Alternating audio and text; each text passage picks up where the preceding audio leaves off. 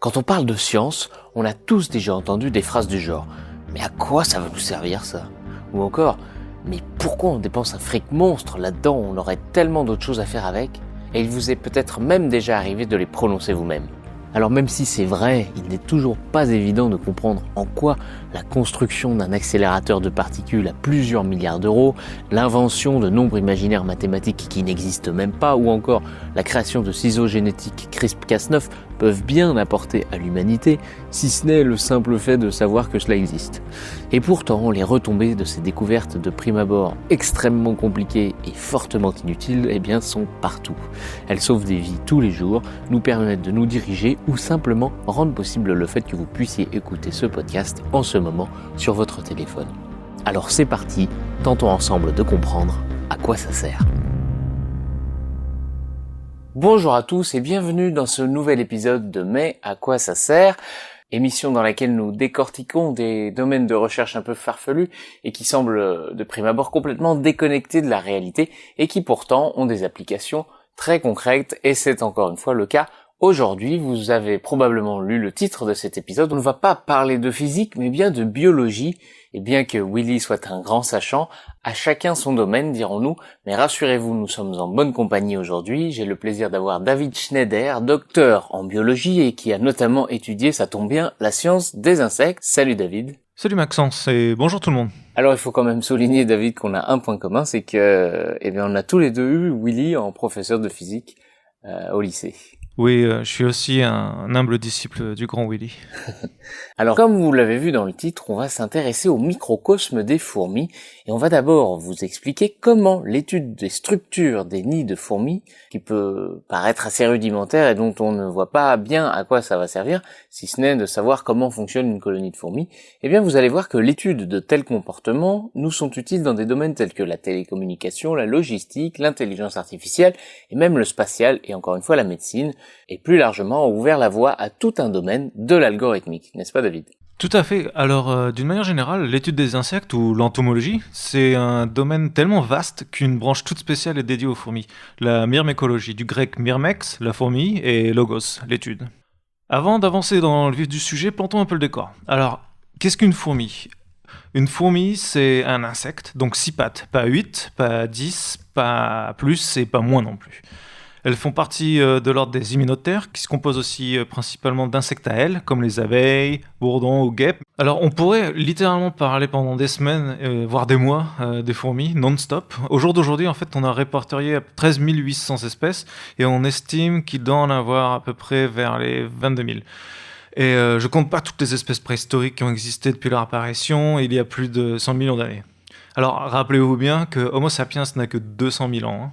Mais pour le sujet d'aujourd'hui, concentrons-nous juste sur le fait que les fourmis fonctionnent très différemment de nous.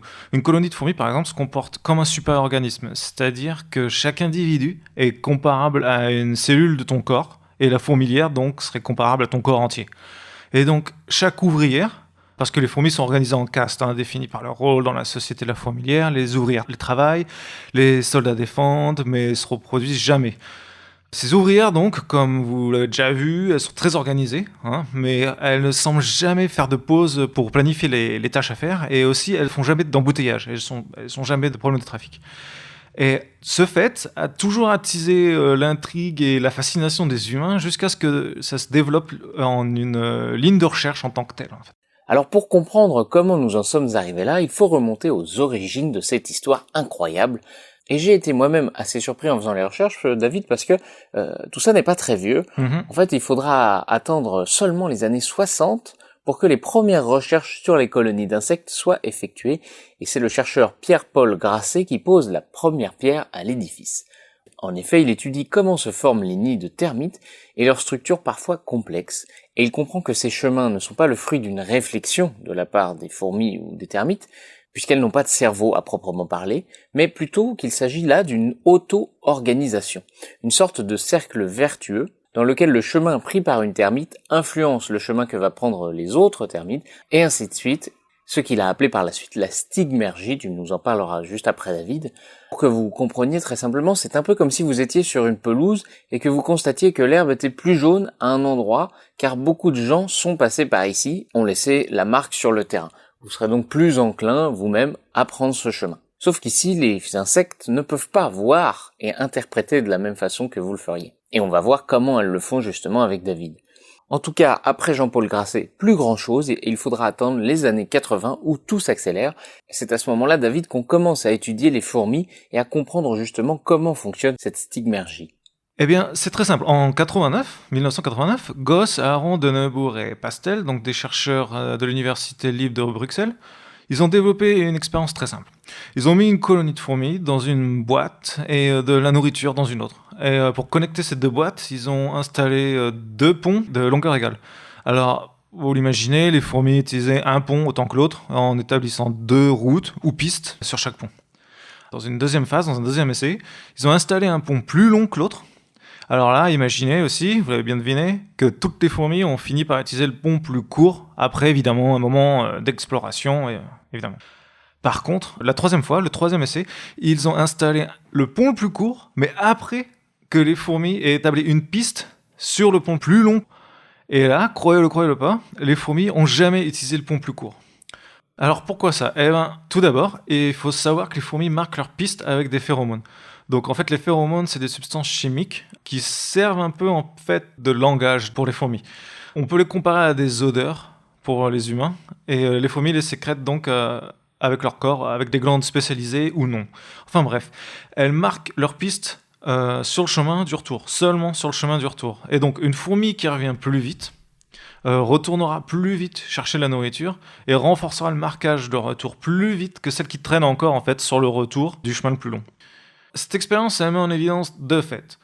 Les fourmis ont une capacité d'auto-organisation et surtout cette auto-organisation se base davantage sur les interactions entre individus que sur leur capacité individuelle à trouver le chemin optimal. Cette capacité d'optimisation donc elle est cruciale quand on considère en fait le coût d'énergie pour construire une galerie ou pour rapporter la nourriture éloignée du nid. Et donc ce concept, en quelque sorte enseigné par les fourmis, il a permis aux chercheurs belges de modéliser mathématiquement cette auto-organisation et créer des algorithmes d'optimisation par la suite. Alors justement, David, on comprend l'idée des scientifiques qui voient en cette efficacité de la part des fourmis une possible réponse au problème du voyageur. Alors vous connaissez sans doute ce problème, vous êtes un commerçant et vous devez vous rendre dans un certain nombre de villes, en France par exemple, toutes à des distances différentes les unes des autres, et vous devez trouver un trajet optimal, le plus rapide, tout en ne passant jamais deux fois au même endroit. Et ce problème, qui donne bien du fil à retordre aux ingénieurs, les fourmis semblent y arriver très très bien grâce justement à cette stigmergie. La fourmi, trouvant un chemin plus rapide, va laisser cette fameuse trace de phéromones qui va influencer les autres fourmis, et ainsi c'est un cercle vertueux puisque plus les fourmis passeront par cet endroit, plus la quantité de phéromones sera forte, éliminant ainsi les autres chemins plus longs. D'où l'idée donc de transposer le comportement de ces fourmis en algorithme. Mais alors comment est-ce qu'on traduit le comportement d'une fourmi et les signaux de phéromones en informatique ? C'est un dénommé Dorigo qui va répondre à cette question en 1991 avec l'algorithme dont le nom restera assez célèbre, The Ant System, traduisez donc le système de fourmis. Alors, assez simplement, comment fonctionne cet algorithme, David ? En fait, cet algorithme, il simule le fonctionnement de l'auto-organisation d'une colonie de fourmis pour définir quel est le parcours optimal pour visiter plusieurs endroits sur une carte. Alors, imaginons, on crée des agents virtuels qui déposent une marque sur le chemin qu'ils parcourent, comme le ferait en fait une fourmi déposant ses phéromones. Ces agents virtuels, donc, ils parcourent la carte virtuelle, une carte virtuelle parsemée de villes virtuelles. Donc, imaginons un réseau de points connectés par des lignes. Chaque point est une ville, et chaque ligne est un genre de route, en fait. Donc, en fonction du problème qu'on doit résoudre, on impose des contraintes à ces agents. Comme par exemple, on peut visiter une ville qu'une fois, ou parcourir un chemin pas plus que 2 fois, ou d'autres conditions du même genre. Alors évidemment, quand je parle d'agents, de villes, de cartes virtuelles, tout ceci est modélisé de manière mathématique. Et donc on peut faire tourner ces modèles des centaines ou des milliers de fois dans un ordinateur. Et donc à la fin de la simulation, le chemin virtuel qui a le plus de phéromones virtuels, en autres mots qui a été marqué le plus de fois, est statistiquement le chemin optimal. Bon alors à ce moment-là, vous nous écoutez et vous dites, ils sont contents les scientifiques, mais à quoi ça nous avance ? J'y viens. Parce qu'avec un logiciel qui permet d'optimiser les déplacements, les temps de trajet et etc., c'est bien utile. Souvenez-vous donc de ce problème du voyageur de commerce, eh bien le Ant System permet de trouver le chemin le plus optimal. Alors au-delà de ce problème un peu scolaire, il y a une multitude de problèmes opérationnels de ce genre que peut résoudre le Ant System, comme par exemple pour les livraisons, afin d'optimiser le parcours à faire. De nombreuses sociétés, comme FedEx par exemple, ont recours à un programme similaire au Ant System, et si vous y réfléchissez, eh bien il y a plein de choses qui marchent comme ça. Le système d'autoroute, les réseaux électriques, la construction de réseaux de transport comme les lignes de métro, et même les trajectoires d'engins spatiaux, rien que ça. Parce que oui, en fait, les engins spatiaux, lorsqu'il s'agit d'aller sur des planètes lointaines comme Saturne ou Pluton, il faut savoir que la plupart du temps, elles n'y vont pas d'une traite. Elles n'ont pas assez de carburant. Alors pour se donner de la vitesse, elles passent par des étapes intermédiaires, près de très grosses planètes, comme Jupiter par exemple, ce qui va les catapulter en quelque sorte. Eh bien, ce système de trajectoire peut aussi être optimisé avec le Ant System pour trouver un itinéraire le plus efficace. D'autres débouchés, eux, en informatique et en télécommunication aussi, on y trouve des applications comme par exemple dans le routage. Alors le routage, très simplement, c'est le chemin qui est parcouru à travers un réseau pour acheminer l'information.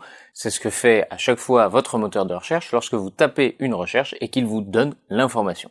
Et là aussi, il s'agit d'optimiser ce trajet pour que le temps de recherche soit le plus court possible, que ce soit le signal téléphonique lorsque vous passez un appel et qu'il faut un routage entre différents satellites, ou encore, comme je vous le disais, sur Internet, le chemin nécessaire pour faire venir l'information jusqu'à vous. Là aussi, ce sont des logiciels du type The Ant System qui sont utilisés. Ouais, d'ailleurs, les plateformes de réseaux sociaux, genre Facebook et Instagram, elles utilisent aussi ces algorithmes pour identifier votre communauté d'amis, par exemple, ou on peut prendre aussi le cas de Google, qui va l'utiliser pour vous présenter des publicités qui sont le plus susceptibles de vous faire acheter. Les algorithmes des fourmis sont également utilisés en intelligence artificielle dans le deep learning.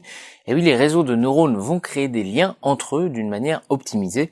Au final, vous l'aurez compris, tout ce qui implique un réseau peut être optimisé grâce aux fourmis, en quelque sorte.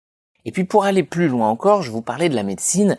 Eh bien, de plus en plus de chercheurs utilisent ces programmes afin de comprendre les mécanismes biologiques qui fonctionnent de la même façon auto-organisés, comme le cerveau par exemple. Parce qu'en fait, le cerveau agit par une multitude de petites interactions hormonales entre neurones de la même façon que les fourmis.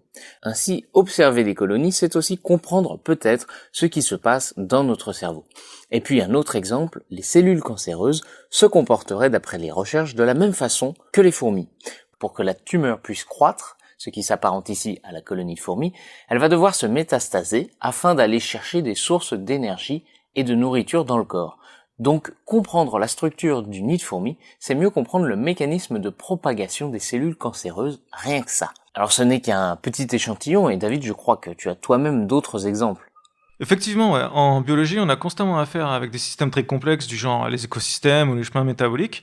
Et par exemple, on utilise l'algorithme ACO ou Ant Colony Optimization pour définir quelle est la meilleure séquence d'enzymes qui permet la fabrication d'une molécule biochimique en particulier.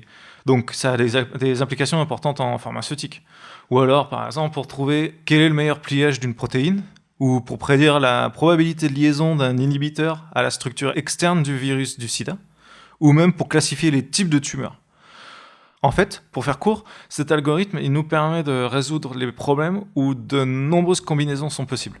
Merci David pour tous ces exemples complémentaires qui vous montrent, j'espère, tout le prisme rendu possible grâce à l'étude du comportement des fourmis. Et donc j'espère que vous vous dites « Waouh, tout ça rien qu'en observant les fourmis ». Alors la prochaine fois que vous en verrez une, dites-vous plutôt « Quel prodige de la nature ».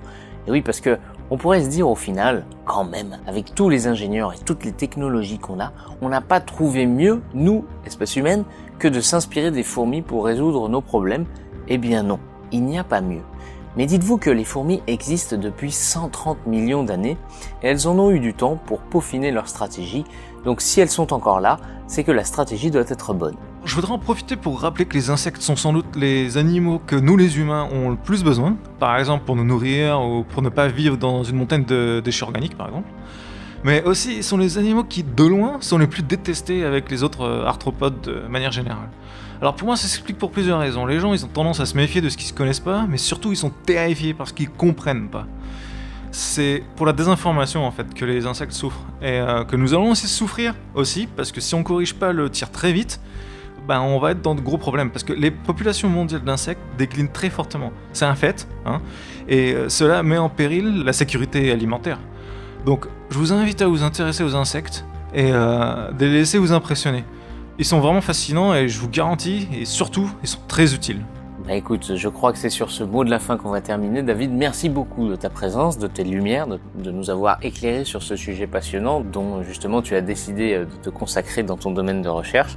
Si vous avez aimé cet épisode, alors n'hésitez pas à laisser un commentaire, à en parler autour de vous, à partager cet épisode. Je rappelle d'ailleurs que si ça vous intéresse que David a une chaîne YouTube qui s'appelle The Schneidit World, SCHNEIDIT. Je mettrai quand même le lien dans la description parce que tu as comme moi un nom de famille un petit peu difficile à écrire, David. Et puis vous pouvez également aller écouter Willy dans notre autre émission Poussière d'étoiles. Et puis quant à nous, je vous dis à dans un mois pour un prochain épisode de Mais à quoi ça sert, où nous tâcherons encore une fois de répondre à cette fameuse question. Merci.